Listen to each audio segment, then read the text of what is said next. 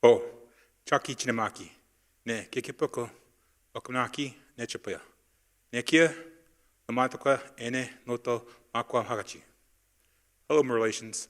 I'm Kikipu, and I come from Oklahoma. My mother is from the Thunder Clan, and my father, the Bear Clan. It is an honor to stand before you today at this intersection of ideas, perspectives, where we can explore innovation not as something entirely new, but as something rediscovered, reimagined, and reclaimed. When we think of innovation, we often imagine groundbreaking technologies, scientific breakthroughs, or disruptive business models. Today, I want to offer you a different lens, one rooted in Indigenous knowledge, resilience, and holistic well-being. As director of the Native American Future Stewards program at RIT, I work with Indigenous students who are navigating two worlds, one shaped by deep cultural traditions, and another governed by institutional academics. They weren't designed for them. These experiences and the reasons they show hold profound lessons, not just for Indigenous communities, but for education, public health, and sustainability on a global scale. This talk about innovation at the intersection of Indigenous wisdom and modern institutions, of cultural identity and academic success, of community-centered well-being and public health. It's about how solutions from Indigenous communities have cultivated for centuries and are more relevant than ever. Indigenous peoples have been on the forefront of innovation through not through industrial revolutions or Silicon Valley startups, but through adaptive resilience, ecological sustainability, and holistic approaches to well-being. Our ancestors understood principles of mental health, community healing, and sustainability before these concepts were in the mainstream. Take, for example, the Anishinaabe worldview on well-being. It's explored by Miguel Gonzalez and colleagues at the research on Indigenous elders' conceptualizations of health. Their work highlights that the well-being is not just an individual pursuit, but a collective land-based experience deeply tied to kinship, responsibility, and balance. In contrast, Western medicine is also a fragmented approach, separating mental health from physical health and the symptoms being not addressed. Indigenous perspectives, by contrast, see health as a relational, a dynamic balance between self, family, land, and spirit. This philosophy is not just theory. It's an active model of innovation in public health, education, and community resilience. Now, let's shift to education. Indigenous students often enter academic spaces with their only Native person in the room. They are expected to navigate institutions that have historically excluded them, often without culturally relevant support.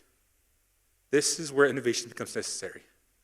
At the Native American Future Stewards program, we are rethinking what culturally responsive education looks like.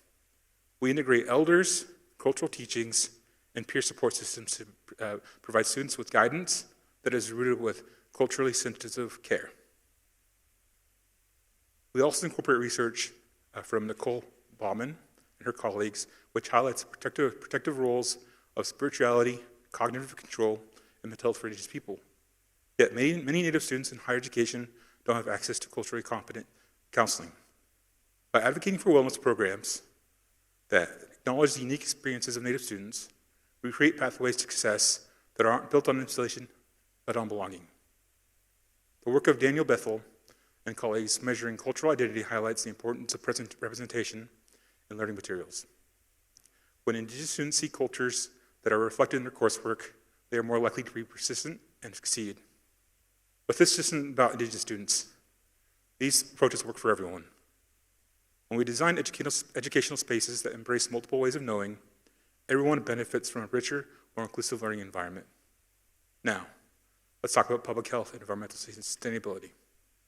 For generations, Indigenous communities have practiced sustainable land management, healing-centered medicine, and community health practices. Yet, despite their effectiveness, these approaches are often dismissed as alternative, rather than being recognized for their scientifically valid solutions. For example, the Ohlone First Nations research on land connection as a social determinant of health demonstrates how reconnecting Indigenous youth to their ancestral lands improves mental and physical health. This is not just a cultural preservation tool. It's a public health strategy that can inform broader mental health interventions. During the COVID-19 pandemic, the Navajo Nation led one of the most effective public health responses in the U.S., outpacing national vaccination rates through community-driven outreach and traditional knowledge-based health education. The research of Bonnie Freeman highlights the land-based activism among Indigenous youth fosters resilience, community engagement, and long-term well-being. What these examples show is that Indigenous models of health, education, and sustainability are not just relevant. They are necessary innovations in today's world.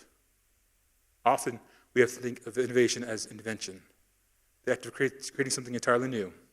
But sometimes, the most important innovations come from reclaiming, revitalizing, and restoring what has been lost. Indigenous innovation is not about rejecting modern advancements. It's about integrating the wisdom of the past with the tools of the present to create a more sustainable future. It's about recognizing solutions that don't always come from the top down.